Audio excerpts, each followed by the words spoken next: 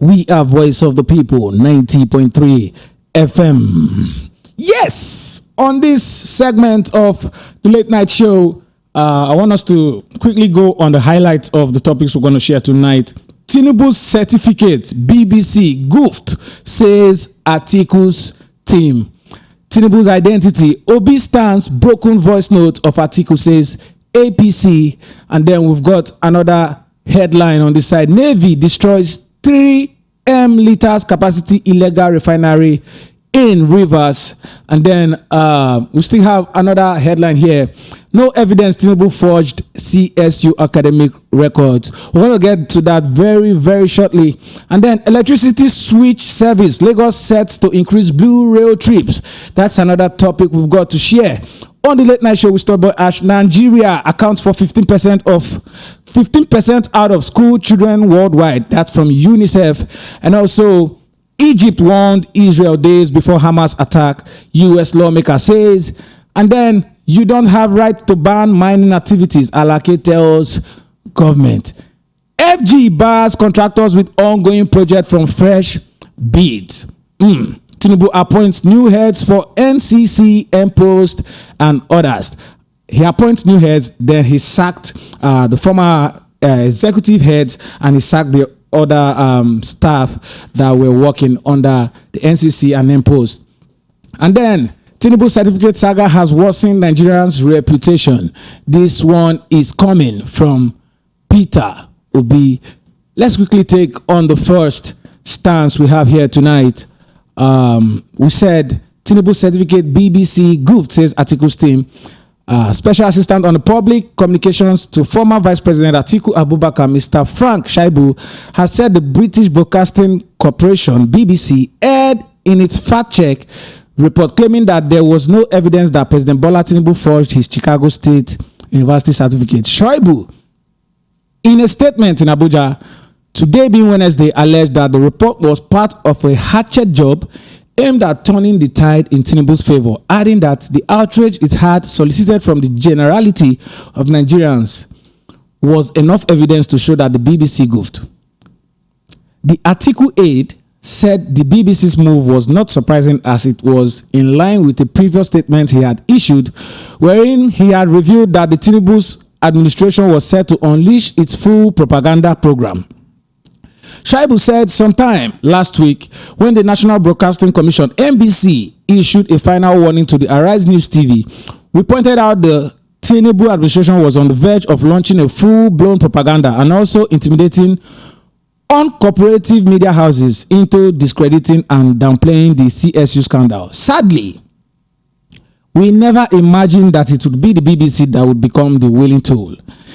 It is unconscionably appalling and preposterous that in the current information age, a foreign media of the repute could try to bamboozle Nigerians with a jaundice report when the details are clear for everyone to see. Thank God, young Nigerians have begun filing complaints against the hack writers who decided to soil their names for a ball porridge. We are not ignorant of the machinations of the BBC and its bias towards the current government. It is unfortunate that the BBC is not upholding the same standards as they would uphold in the UK, where a prime minister was forced out of office for hosting a party during COVID-19 in 2009. Columnist Mehdi Hassan wrote in the New Statement, the New Statesman, that the BBC was biased towards power and privilege, tradition and orthodoxy. It is no wonder that in the last 1 year, the only news medium that was given exclusive access to interview Tinubu was the BBC. It is sickening that the BBC has decided to surrender its platform to a man who was accused of illegal drug trafficking in the United States. In the so-called fact-check report, the BBC decided to bury in the last paragraphs the fact that Tinubu claimed to have attended Government College, Lagos in 1970, where the school was established in 1974. Tinubu said he attended Government College, Lagos in 1970 when the school was established in 1974. Why didn't these so-called fact-checkers reflect it on their headline? Shaibu further made a statement saying, what is the essence of the report when it failed to uncover the most critical questions? If this report was aimed at fact-checking, it should have mentioned the year the certificate was obtained by Tinubu from the CSU, and if the one he submitted to INEC is the same one he received from CSU. Tinubu said at Chatham House that he had received a replacement from CSU when the school said in unambiguous terms that he had not done so. What was the date he applied for his INEC replacement certificate from CSU, and when was it issued to him? The investigation was clearly carried out with a predetermined goal, which was to clear Tinubu, but let us ask the BBC if they would employ anyone who has had a case of drug trafficking in the US before, and if he had the 3 dates of birth in his official records, as well as 2 different genders, as well as attending a secondary school before it was established. BBC, would you employ anybody that has this type of records? Shaibu urged the BBC and other fact checkers to be more circumspect, adding that their job was too sensitive to entertain errors.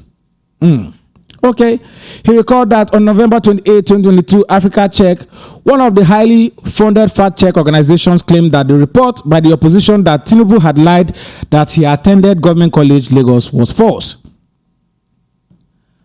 After Atiku Abubakar, through his daring court case, decided to blow open the lid, it turned out that the opposition was right all along till date. Africa Check has also not apologized for misleading the public. This is the new reality that we face. Who will fact check the fact checkers? Who will fact check the BBC? The Atiku aid advised media organizations to invest more in investigative journalism. If the BBC had invested in proper investigative journalism, it would have been the one uncovering some of the Tinubu scandals instead of relying on Atiku for information on Tinubu certificates, Shaibu added. Meanwhile, Shaibu took a swipe at President Tinubu for holding just one cabinet meeting since taking office in 135 days. Wow.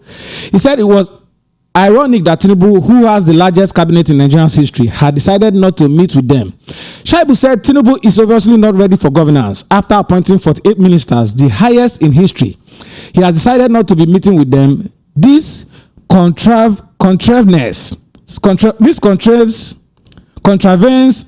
section 1482 of the 1999 Constitution, which expressly provides that the president shall hold regular meetings with the vice president and ministers for the purposes of determining domestic and foreign policies of the government. He further said it is bad enough that a man who claimed he would hit the ground running from day one took over 60 days to name all his ministers and took 84 days to inaugurate them. Even now, he has held only one cabinet meeting since the inauguration of the cabinet. For a man who has been gallivanting all over the place, purportedly in search of foreign investors, it is laughable that he cannot even meet with his own team at home. Meanwhile, concerned Nigerians are asking, where is Tinubu? Where is the president? Even now, he has held only one cabinet meeting since the inauguration of the cabinet. You know, for a man who is gallivanting all over the place, purportedly in search of foreign investors, but is not meeting with the people whom he appointed over here in his own country.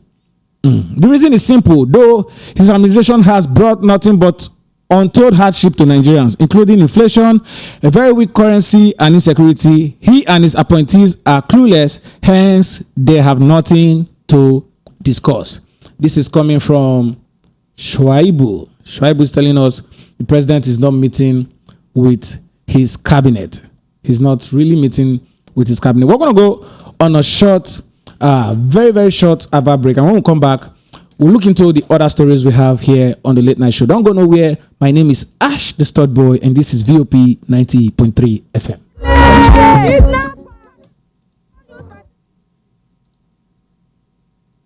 For in neck. Go now. Yes, I not go find better work do. Now Yahoo then go do. Stop! that person wey you wan born, if it dey innocent, no go carry person blood put for your head. Jungle justice no good at all. Stop am. You wey light the fire, you no get heart. Say no to jungle justice. You uncle wey follow for the crowd dey look wey dem dey born person, you no stop dem. E dey do you like film abi? Your hand sef no clean o. You fit enter gbege. Stop the lynching. Stop jungle justice. Under the criminal law for Lagos State, person wey start jungle justice, those wey support am and those wey just sit down look, all of them fit rot for jail. My name na Benjamin Hundeyin, Lagos State Police talk person. Stop jungle justice. This message now from Lagos State Police Command and VOP 90.3 FM. Welcome back from the advert break. You're still tuned into the late night show with Starboy Ash, and this is 90.3 FM. The ruling of Progressive Congress APC has lambasted the presidential candidate of Labour Party LP, Mr. Peter Obi, over his call on President Bola Tinubu to explain his identity to Nigerians. Obi wants Mr. President to tell us who he is exactly, saying Obi's rhetorics are the broken voice notes of his fellow election loser and presidential candidate of the People's Democratic Party (PDP) in the person of Atiku Abubakar. Spokesman of the APC, Felix Moka, in a statement on Wednesday night, said like a befuddled mind jolted out of the deep slumber, Peter Obi, Labour Party's presidential candidate, hugged a podium to echo a script authored by Atiku Abubakar, his senior partner and co-traveler on a dark, ignominious alley to nowhere. Obi Smartin. He further said at his press conference earlier today, Mr. Obi blattered on about President Bola Ahmed Tinubu's identity and academic record, like a broken voice note of Atiku Abubakar cutting a pitiful profile as though forced to read a prepared statement by his unimaginative handlers and mendacious associates in the People's Democratic Party (PDP). Moka noted that unwilling to miss out in the orchestrated campaign of the calumny against President Bola Tinubu over his certificate from the Chicago State University, Obi jumped on the tailboard of Atiku's bandwagon to satisfy his uncanny and insatiable thirst for cheap media attention long after his Labour Party had disassociated itself from a bogus call to action by the former vice president. He said Obi, in his drivel, demanded that the president reintroduce himself to Nigerians, as though the 8.9 million Nigerians who voted him last February were all grudgy when they made their free democratic choice. Part of the statement reads, Mr. Obi must know that President Tinubu does not need a reintroduction. He does not have any identity problem except the one contrived by the Atikus and Peters of our political firmament. The 8.9 million Nigerians who voted him into office were and remain aware of his outstanding record and accomplishments as a defender of democracy, freedom, social and economic justice for over 3 decades. Nigerians know President Tinubu as a thoroughbred professional and former auditor and treasurer of Mobil Nigeria, now ExxonMobil. Nigerians know that the president as a former senator of the Federal Republic of Nigeria, where he served as chairman of the Influential Finance and Appropriations Committee. There's a time in the affairs of man when the voice of the people stands unique, constantly challenges to school. He further said they know him as a former governor of Lagos State who designed and paved the pathway to the growth and prosperity of the present-day Lagos, the 5th largest economy in Africa. He further said Nigerians know who they voted for as the 16th president and commander-in-chief of the Federal Republic of Nigeria.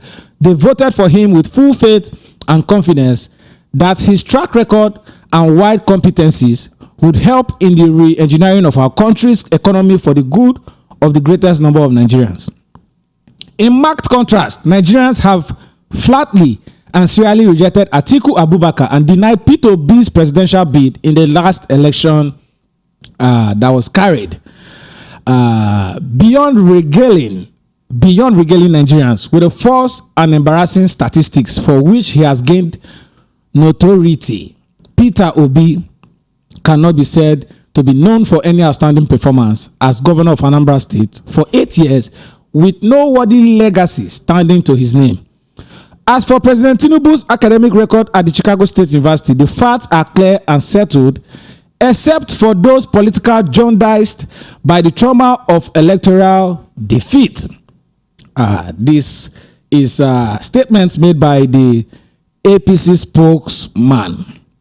He further said Chicago State University has unequivocally stated over and over again and in a deposition under oath by the registrar Caleb Westberg that President Tinubu attended the school and graduated with honors. Nigerians are now familiar with stellar academic performance of President Tinubu's as evidenced by his transcript as released by the CSU with 18 A's, 10 B's, and 3 C's grades. Our president, no buko. Our president, Sabio, 18 A's, 10 B's, and 3 C's as his grades. It is disturbing and utterly contemptuous of the courts of our land for the door of Atiku and Obi to rail and pollute the public space with the very same issues that they have submitted to the court for adjudication. They have continued to perpetrate public deception, operating simultaneously as accusers and judges in their own base cause. We condemn the sordid and disgraceful attempt by Obi and Atiku and their cheerleaders to use the mainstream and social media to intimidate the judiciary, incite the public to violence, disparage justices of the appeal and the Supreme Court, and we urge all well-meaning Nigerians to condemn this anti-democratic and irresponsible conduct of both political nagas. For the record, our team of lawyers stand advised to explore all available judicial mechanisms towards bringing Peter Obi and Atiku Abubakar to justice for their ceaseless, contemptuous conduct. In our democracy, the office of the president is not fueled by intimidation, blackmail, or reckless self-help. It is fueled by the people, by their lawful votes at the polls, just as they did on February 25th, 2023, when they elected Bola Ahmed Tinubu as president and commander-in-chief of the Armed Forces of the Federal Republic of Nigeria. APC added.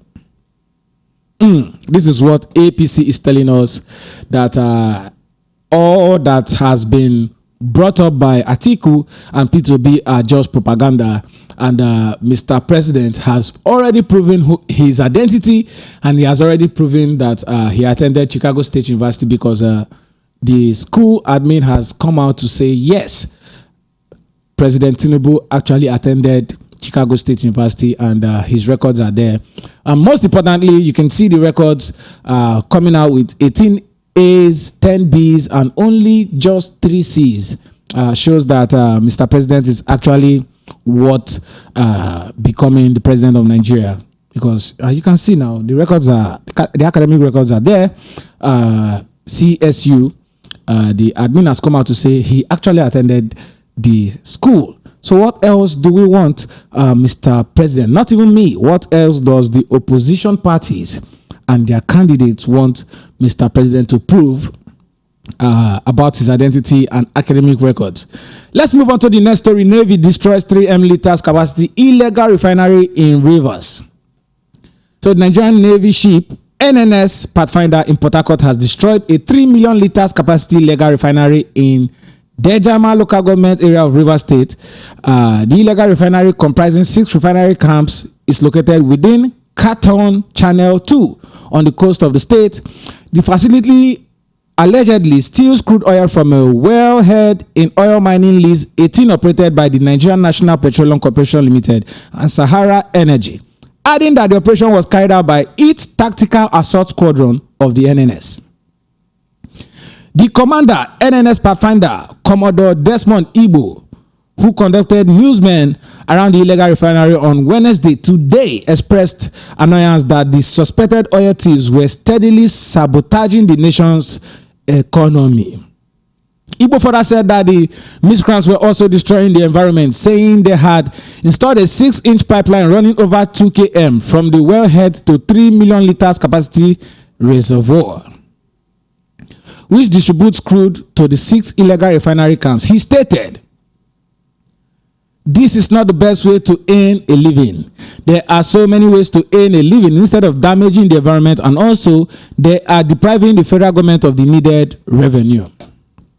The commander who supervised the disconnection of the illegal pipeline from the wellhead and the destruction of the camps warned youths to desist from illicit activities to make quick money and embrace legitimate means of livelihood. He further stated here in NNPCL OML 18 oil wellhead that is being tapped with a 6-inch hose connected to the wellhead by oil thieves. The hose runs for about 2 kilometers from the wellhead to their reservoir and thereafter channels it to their cooking pots. This is a clear case of economic sabotage. My men, the Tactical Assault Squadron of Nigeria Navy ship Pathfinder on our patrol in the creeks discovered the site on Tuesday, and we are here to ensure that this does not continue anymore. He further said, also, this is compliance and pursuit. This is compliance and pursuit. Okay, he said, we are yet to make any arrest because the place is in an open place. So the hoodlums fled on sighting us, but we are going to trace them and trace those who are sponsoring them, because they cannot come here without having big people behind them to sponsor them. We're going to go on a short advert break, and when we come back, we continue on this particular story. Navy destroys 3M liters capacity illegal refinery in Rivers State. Don't go nowhere. We're going to be right back shortly.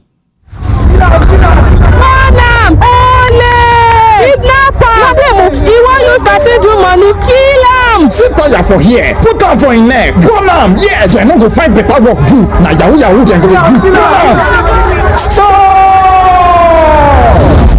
That person wey you wan born, if it dey innocent, no go carry person blood put for your head. Jumbo justice no good at all. Stop am. You wey light the fire, you no get heart.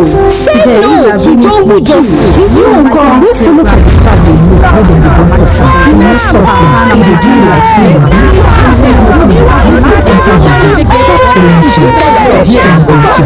All supermarket is Solo, Ejigbo Road, Lagos. We are here to celebrate our 25 Greetings, my good people. Today, we are bringing to you this enlightenment program from the office of Papa and Mama Dada Ventures. Papa and Mama Dada and the 3 Cameroonian women have landed at Jakonde Gate bus stop inside Glory Plaza, opposite Jendol Supermarket, Isolo, Ejigbo Road, Lagos. We are here to celebrate our 25 years anniversary in the practice of traditional medicine. Call us on 080-3958-2191. Again, 080-3958-2191. Today, we want to talk about infectious